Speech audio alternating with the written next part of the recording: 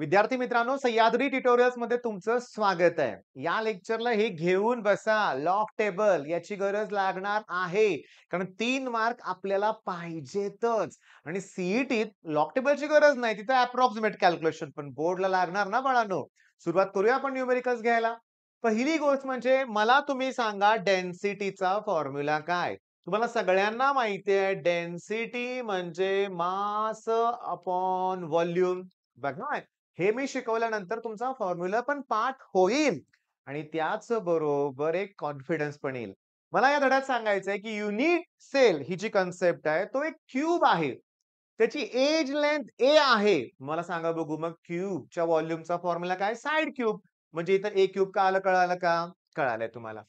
तर जो ॲटॉमिक किंवा मोलार मास जो आहे त्याला जर तुम्ही अवोगॅड्रोज नंबरनं डिव्हाईड केलं तर तुम्हाला मास ऑफ 1 एटम मिळतं लक्षात घ्या. Mass of 1 atom. पण इथं सिंपल क्युबिक मध्ये 1 एटम असतो. बॉडी सेंटर्ड मध्ये 2 एटम असतात. फेस सेंटर्ड मध्ये 4 एटम असतात. मग मला टोटल मास काढण्यासाठी नंबर ऑफ एटम्स न काय करावं लागेल? मल्टिप्लाय. झाला माझा फॉर्म्युला तयार. आता मला सांगा किती वेळ लागेल हा फॉर्म्युला तुम्हाला करायला? फॉर्म्युलाला अर्धा मार्क, व्हॅल्यू पुट करायला अर्धा मार्क आणि कॅल्क्युलेशन करून विथ युनिट आन्सर मी लिहिणार आणि मी पैकीच्या पैकी मार्क मिळवणार आहे. हा ॲटिट्यूड आपला असणार आहे. बरं सगळे सॉल्व्ड प्रॉब्लेम मी घेणार आहे बरं का. आणि जे एक्सरसाइज मधले प्रॉब्लेम आहेत त्यासाठी सह्याद्री ट्युटोरियल्स ॲप्लिकेशन, संघर्ष बॅच आणि सॉलिड स्टेट न्यूमेरिकल्सचा तिसरा व्हिडिओ आहे फक्त 30 मिनिटाचा. तो तुम्ही नंतर बघणार बरं का. पहिला मी हे इथं कंप्लीट करून देतो तुम्हाला. मग चला डेन्सिटीचा फॉर्म्युला लक्षात आला का? की डेन्सिटीचा फॉर्म्युला काय? एन एम आणि ए क्यूब एन ए. अरे पण मी काय बोललो रे? क्युबिक साठी number of atom 1, body centre साठी 2, फेस सेंटर साठी 4. हे 2 वेळा सीईटीत रिपीट बोर्डच्या एक्झाम मध्ये ॲज अ एमसीक्यू रिपीट झाला प्रश्न आहे. ओके, आता ह्या न्यूमेरिकल कडे बघूया आपण. गिव्हन डाटामध्ये काय दिलंय बघा, gold crystallizes it forms face centred बनलंय. मग n equals to 4. Unit cell edge length. आता ऐका माझं, मी जरासं रफ करून देतो तुम्हाला, नंतर आपण डायरेक्ट करणार बरं का. पहिली गोष्ट म्हणजे पिकोमीटर नको आहे. मग मी त्याला -12 न मल्टिप्लाय करतो, मीटर होईल. मीटरचं सेंटीमीटर करायचंय 100 न मल्टिप्लाय करा, ते -10 होतील. म्हणजे कळालं का रे? 100 म्हणजे 10⁻² ना रे बाळांनो. म्हणून तर ते -12 मधनं 2 गेले की -10 येणार आहे लक्षात घ्या. आता ह्याला 100 न डिव्हाईड करा. ओके. याला परत 100 न मल्टिप्लाय करा. आलं का? आलं ना? आता सांगतो. तुम्हाला या टॉपिकमध्ये एज लेंथ देत असताना नेहमी 3 डिजिट मध्येच दिले. 3 डिजिट मध्ये पहिल्या नंबर नंतर तुम्ही पॉइंटर द्या. सरळ-सरळ -8 लिहून टाका आणि सेंटीमीटर. लक्षात राहील ना? ओके. त्याच्यानंतर डेन्सिटी फाइंड आउट करायचंय. मोलार मास दिलंय म्हणजे एम दिलंय 197 ग्रॅम पर मोल किंवा ग्रॅम मोल इन्व्हर्स म्हणूया आपण. ओके. आणि डेन्सिटी विचारले. काय रे फॉर्म्युला डेन्सिटीचा? मग डेन्सिटीचा formula NmA cube Na. Value अर्धा मार्काला सुरुवात झाली. फेस सेंटर म्हणजे यांची व्हॅल्यू 4 आहे. ओके. याची व्हॅल्यू 197 आहे. A क्यूब म्हणजे 4.08 इंटू 10⁻⁸ चा क्यूब इंटू अवोगॅड्रोज नंबर 6.022 इंटू 10⁻23. 10⁻23. चला आता लॉग टेबल. बरोबर आहे. आता ऐका. 197 ला 4 न मल्टिप्लाय करताना काहीही लॉग टेबलची गरज नाहीये. ओके. 788. मी तर लिहितोय 788 डिव्हायडेड बाय 6.022 इंटू इंटू मी 10⁻1 लिहिलं. कसं सांगतो नीट लक्ष द्या. -8 इंटू 3 -24. मग 10⁻24 इथं आहेत. हे +23 इथं आहेत. मग 23 -24 -1 आणि तेच वर गेलो. काय झालं? +1. ओके. पण थांबा ना, आता मला हे रफली करायचंय. पण मी काय करतोय? लॉग टेबलमध्ये बघा, नीट लक्ष द्या. 4.08 चा लॉग बघणार आहे मी लॉगॅरिथम मध्ये. मग मी त्याची कॅरेक्टरिस्टिक्स लिहितोय. 0 कशी आली? पॉइंटच्या इकडे एकच डिजिट आहे. पॉइंटच्या इकडे 1 असू दे, 2 असू दे, 3 असू दे. 1 मायनस करायचा. मग इथे एकच आहे. 1 - 1 किती आला मग? 0. आणि पहिल्या दोघांचा ग्रुप तयार करायचा. 40 चा 8 बघायचा आहे. हाच प्रॉब्लेम परीक्षेत येईल लक्षात घ्या. आलेला पण आहे. 40 चा 8 जर मी बघितला तो आहे 6107. 6107. पण मी त्याला 3 न मल्टिप्लाय करतोय. म्हणजे ऐका. क्यूब करण्यासाठी 3 ने मल्टिप्लाय करायचं पण क्यूब रूट काढण्यासाठी 3 ने डिव्हाइड करायचं. करा मल्टिप्लाय 3 3 जा 9 0 1 18 एवढं आलं. ओके. बर आता ऐका माझं. त्याचा मी अँटी लॉग बघत बसणार नाही. आता मी करतोय काय ते नीट लक्ष द्या बरं का. मी तुम्हाला समजावून सांगतो लक्ष द्या. मी असंच लिहितो 4.1 क्यूब. आता ऐका. या दोघांचा प्रॉडक्ट करायचा आहे. याचा लॉग बघून झाला 3 ने मल्टिप्लाय केलं. प्रॉडक्ट म्हणजे ॲडिशन येणार. आता ह्याचा लॉग बघायचा आहे. पुन्हा पॉइंटच्या इकडे एकच डिजिट आहे. कॅरेक्टरिस्टिक 0 येणार. दोघांचा ग्रुप करा. 60 चा 2 2 लॉगमध्ये बघा. 60 चा 2 आणि पुन्हा 2 1 आहे. म्हणजे 7797 7797 करा ॲडिशन. 9 7 हे 16 10 आणि 11 8 16 2.6106 आलंय. 2.6106 या दोघांचा लॉग. अरे पण याच्या लॉग मधून याचा लॉग मायनस करायचा असतो कारण डिव्हाइड आहे. मल्टिप्लाय म्हणल्यावर प्लस. आता मी काय करतोय बघा. आता समजून घ्या बरं का. जागा माझ्याकडे थोडीशी कमी आहे. ओके. ऐका. कॅरेक्टरिस्टिक्स मी 2 लिहिली. कुठून माहितीये का? 1 2 3 डिजिट आहेत. त्यामुळं कॅरेक्टरिस्टिक्स 2 आली आणि 78 चा 8 बघणार आहे मी लॉगमध्ये. मग 78 चा जर मी 8 बघितला तो आहे 8965 8965 त्यातून ही ॲडिशन मायनस करा. 2.6106 61 ओके 06 मग हे 15तून 6 गेले की 9 थांबा 1 मिनिट जरा वरून लाईन ड्रॉ करतो. 15तून 6 गेले की हे 9 इथं 5 इथं 8 इथं 2 इथं 0 येणार आहे. आता मला लास्टच्या स्टेपमध्ये फक्त अँटिलॉग बघायचं आहे. काय बघायचं आहे? अँटिलॉग आणि अँटिलॉग बघताना नेहमी पॉइंटच्या पुढच्या दोघांचा ग्रुप करायचा. पेज चेंज करायचंय. मुलं लॉगच्या वेळेस अँटिलॉग लॉग बघत बसतायत. पेज चेंज करा आणि 28 चा 5 आणि 9 मला बघायचा आहे. मग 28 चा 5 बघितला मी 1928 आणि 9 जो आहे तो 4 आहे म्हणजे 1932 ओके. तिथं मला सांगतोय तुम्हाला लक्षात घ्या. 28 चा 5 मग 28 चा जो 5 आहे तो 1928 आहे आणि 9 जे आहे ते 4 आहे. पण 1932 तेव्हा 1932 अरे पण तुमची कॅरेक्टरिस्टिक 0 होती. तेव्हा पहिल्या पॉइंट नंबर पॉइंट द्या आणि ग्रॅम पर सेंटीमीटर क्यूब. त्यांचं उत्तर आणि आपलं उत्तर थोडंसं फरक आहे. थोडासा नाही बराचसा फरक आहे. लक्षात घ्या बराचसा फरक आहे. पण आपलं उत्तर बरोबर आहे. 4 चा क्यूब 64 कडे नाही. त्याला ह्या 16 ने डिव्हाईड करा. बघा मी तुम्हाला म्हणजे ह्या 4 ने ह्याला 60 चा अप्रॉक्सिमेटली याचा क्यूब 64 येणार.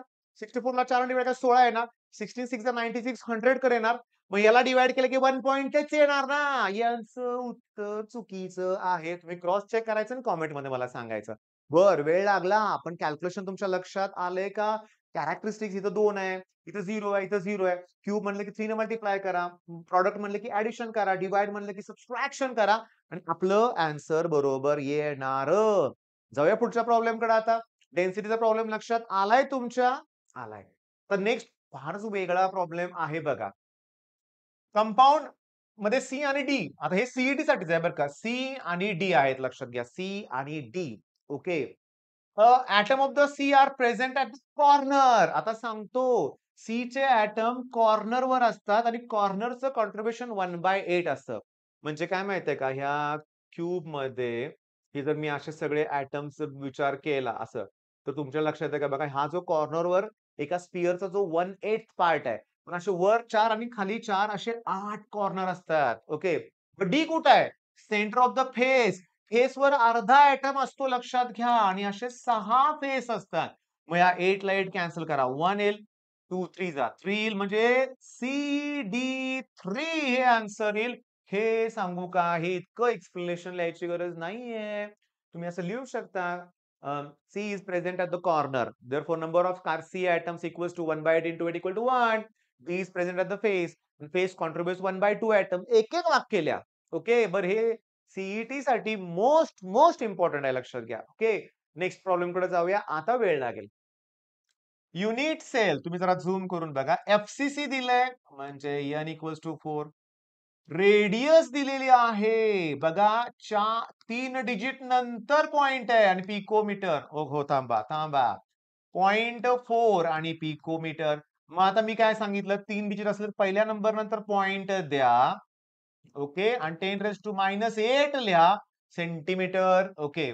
विचारले एज लेंथ विचारले. काय विचारले? Age length. फेस सेंटर्ड आहे का रे बाळांनो? फेस सेंटर्ड आहे ना, मग A इक्वल्स टू 2√2R येणार. A इक्वल्स टू काय येणार? 2√2R. अरे हे असलं गोंधळात घालतात तुम्हाला लक्षात घ्या ते. तुम्ही तिकडे बघूच नका. मी सांगतोय असंच करा.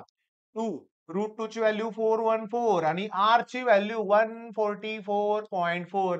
तर माझं सजेशन राहील तुम्हाला विथआऊट लॉग टेबल पण हे करू शकताय. विथआऊट लॉग टेबल पण करू शकताय. पण इथं लिहायचं राहिले काय आपलं 144.4 नाही आपलं थांबा एक मिनिटं. मी काय म्हणतोय बघा.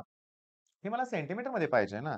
2√2 झालं. मग 1.444 इंटू 10⁻⁻8 मी लॉग्ड करून दाखवणार आहे तुम्हाला. पण याला मी 2.828 करतो ना, याला दोघांचं प्रॉडक्ट करतो आणि 1.444 आणि 10⁻⁸. सांगा बघू दोघांचा प्रॉडक्ट आहे म्हणजे काय करणार आपण? ॲडिशन. म्हणजे इथं 0. पहिले दोघांचा ग्रुप करा. 28 चा 2 आणि 8 बघा लॉगमध्ये अँटी लॉग नाही हां.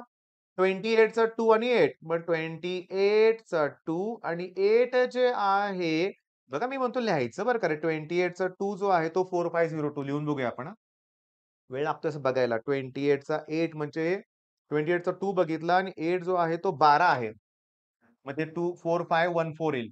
4514 पुन्हा 0 पॉइंट. 14 चा 4 आणि 4 बघा लॉगमध्ये. मग 14 चा 4 आणि पुन्हा 4 12. 12 म्हणजे 1596 येणार. करा ॲडिशन 6 आणि 4 आहे 10, 10 आणि 11, 11, 6 येतं. अँटी लॉग बघताना 61 चा 1 बघा. पेज चेंज करा. पेज चेंज करून 61 चा 1 बघा. ओके. 4083 मग 4.083 आणि 10⁻⁻8 स्लाइटली डिफरन्स आहे. कारण ते जरा थोडंसं वेगळ्या-वेगळ्या व्हॅल्यू घेतात लक्षात घ्या. आपलं पण बरोबर आहे. चला एक पहिला पार्ट लिहून घ्या. एज लेंथ आपण फाइंड आउट केलेली आहे. तर याच्यापुढे मी लॉग टेबलला वेळ लावणार नाहीये. फक्त लक्षात घ्या नाहीतर 1 तासाचा व्हिडिओ होईल. मी तुम्हाला सांगेन लॉग बघा, अँटी लॉग बघा, काय करायचं सगळं सांगेन हां. एज लेंथ काढला तर percentage of the volume of the unit cell that is occupied. हे फेस सेंटर्ड आहे. 74 डायरेक्ट लिहून टाका 74% बघा आले ना उत्तर. मग तुम्ही काय करणार त्यासाठी? पर्सेंटेज ऑफ व्हॉल्यूम बघा नीट लक्ष द्या ऑक्युपाइड. मग ते काढण्यासाठी मी काय करतोय नीट लक्ष द्या. तुमच्याकडे फेस सेंटरमध्ये 4 ॲटम आहेत. एका ॲटमचा volume 4/3 pi r cube. Okay. Upon a cube आणि इंटू 100. आता काय करायचं व्हॅल्यू पुट केल्याचं नाटक करायचं. ओके 4/3 पायची व्हॅल्यू 3.14 ब्रॅकेटमध्ये रेडियसची व्हॅल्यू टाकायची. जी काय आहे ती आरची व्हॅल्यू ही सेंटीमीटरमध्ये टाकायची. इंटू एज लेंथ जी फाइंड आउट केली ती इथं टाकायची. 4.08 इंटू 10⁻⁸ त्याचा पण क्यूब. इंटू 100 पण लिहायचं बरं का बाळांनो. हे समजून घ्या बरं का बाळांनो. दॅट इक्वल्स टू डायरेक्ट लिहून टाकायचं. मग 74% येणारच आहे, येणारच आहे. मग तुमच्या लक्षात आलं का अख्खा प्रॉब्लेम झाला. बरं 74% व्हॉल्यूम ऑक्युपाइड आहे. मग एम्प्टी किती कसा काढणार? 100 मधून 74 मायनस करणार. म्हणजे 26 आन्सर येणार. आता मी बाजूला सरकतोय. हे कॅल्क्युलेशन लॉगने केलं आपण. पण हे पण विथआऊट लॉग होऊ शकलं असतं. त्यासाठी 28281444 करत बसावं लागलं असतं. तर ह्या जरी प्रॉडक्ट केला, तरी इथं 5 आलं नसतं. वेगळंच आन्सर आलं असतं. हे लक्षात घ्या. चला बघता-बघता 3 प्रॉब्लेम झाले बाळांनो. आता चौथा प्रॉब्लेम इम्पोर्टंट आहे. ए आणि B. Okay. B C form करतोय. बी सी फॉर्म करतोय लक्षात घ्या. म्हणजे सी मध्ये जेवढे ॲटम असतात ते सगळे बीचे असणार आहेत. ओके. समजा बी. बी ॲटम असणार आहेत. सगळे बीने ऑक्युपाय केलेत म्हणजे सी बघा, जेवढे ॲटम असतात तेवढेच ऑक्टाहायड्रल वॉइड्स असतात. त्याच्या डबल टेट्राहायड्रल वॉइड्स असतात. म्हणजे 2B हे टेट्राहायड्रल वॉइड्स आहेत. त्यातले 1/3 ए न ऑक्युपाय केले. 1/3 ए न काय केलंय? ऑक्युपाय. म्हणजे मला ए साठी मिळालं 2/3 इंटू बी. बी साठी मला बीच आहे. बीला बी कॅन्सल होणार. 3 ने इकडे मल्टिप्लाय करा. म्हणजे मला 2:3 हा रेशो मिळाला. म्हणजे फॉर्म्युला मला मिळाला A2B3 चेक करा तुम्ही. चेक करा पुस्तकात. पण हे देखील मी तुम्हाला क्लिअरली सांगतो सीईटी साठी आहे. पण मी तुम्हाला सांगू का? Cubic close packing, HCP hexagonal close packing लक्षात घ्या. इथं काही वाक्य सांगतो. जेवढे ॲटम तेवढेच ऑक्टाहायड्रल वॉइड्स असतात. त्याच्या डबल टेट्राहायड्रल वॉइड्स असतात. टेट्राहेड्रल वर्ड करण्यासाठी मिनिमम किती ॲटम लागणार आहेत? ऑक्टाहेड्रल वर्ड करण्यासाठी मिनिमम किती ॲटम लागणार आहेत? हे एमसीक्यू आहेत, तुम्हाला ॲज अ होमवर्क देतोय. हा प्रॉब्लेम मात्र आता मला सोडवायचा आहे. नोबियम फॉर्म्स बीसीसी स्ट्रक्चर. आता बीसीसी एन म्हणजे 2 येणार. त्याची जी डेन्सिटी आहे ती आहे 8.55 ग्रॅम पर सेंटीमीटर क्यूब.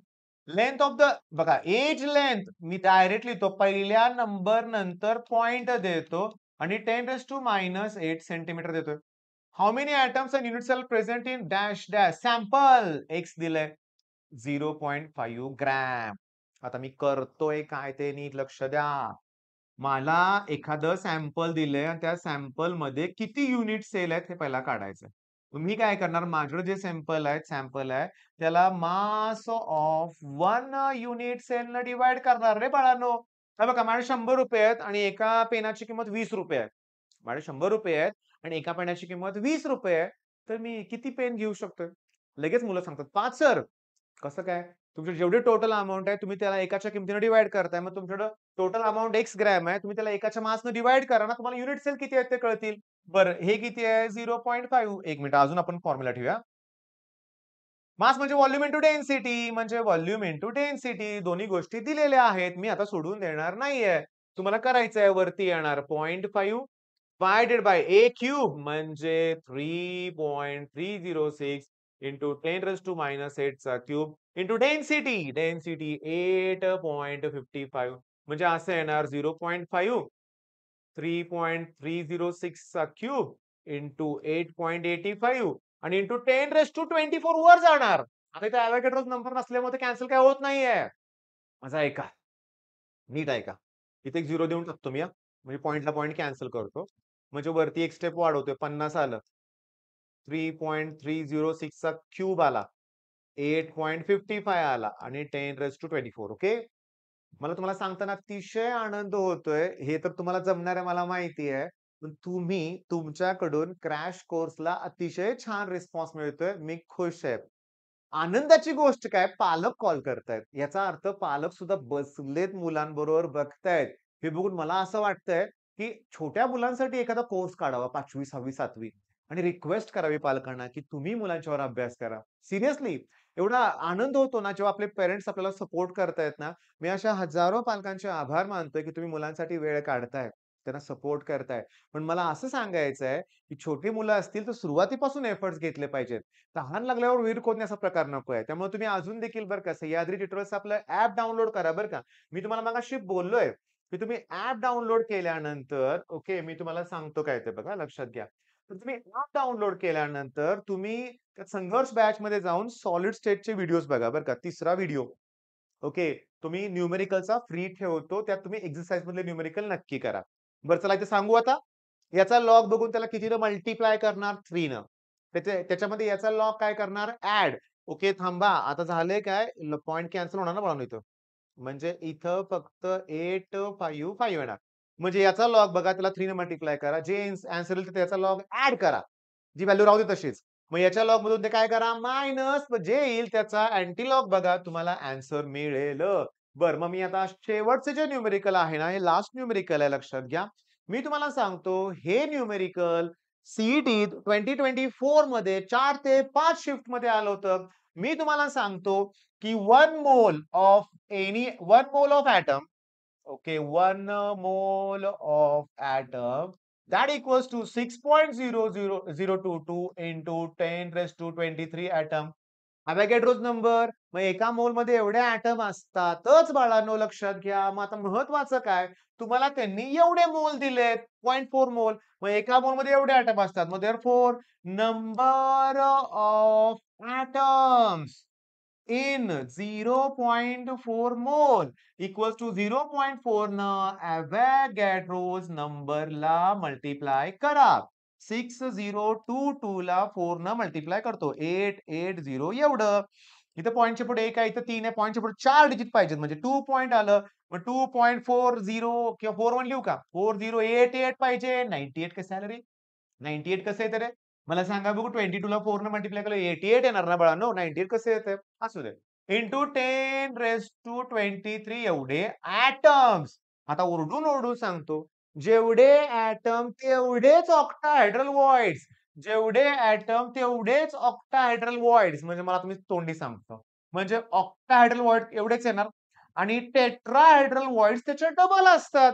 मग टेट्राहेड्रल व्हॉइड काढण्यासाठी 2 न मल्टिप्लाय करा आणि टोटल व्हॉइड काढण्यासाठी दोघांची ॲडिशन काढा. आता 2024चं ब्रह्मास्त्र ओपन करा किंवा कुठलंही पुस्तक घ्या, कुठलंही ॲप्लिकेशन बघा. या टाइपचे 3 ते 4 प्रश्न सापडतील. मग मी काय बोललोय तुम्हाला? मी टेक्स्टबुक मधलं टाइप वाईज सगळं घेणार आहे आपल्या क्रॅश कोर्समध्ये.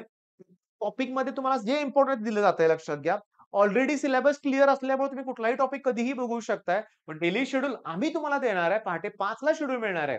मग क्रॅश कोर्स खरोखर रिस्पॉन्स छान मिळतोय. बरं आता मी तुम्हाला अगोदर सांगितलंय, नंतर पण सांगतोय, की तुम्ही काय करा, की तुम्ही अभ्यास करा. हे मिस करू नका. लॉगची थोडीशी प्रॅक्टिस करा. All the best.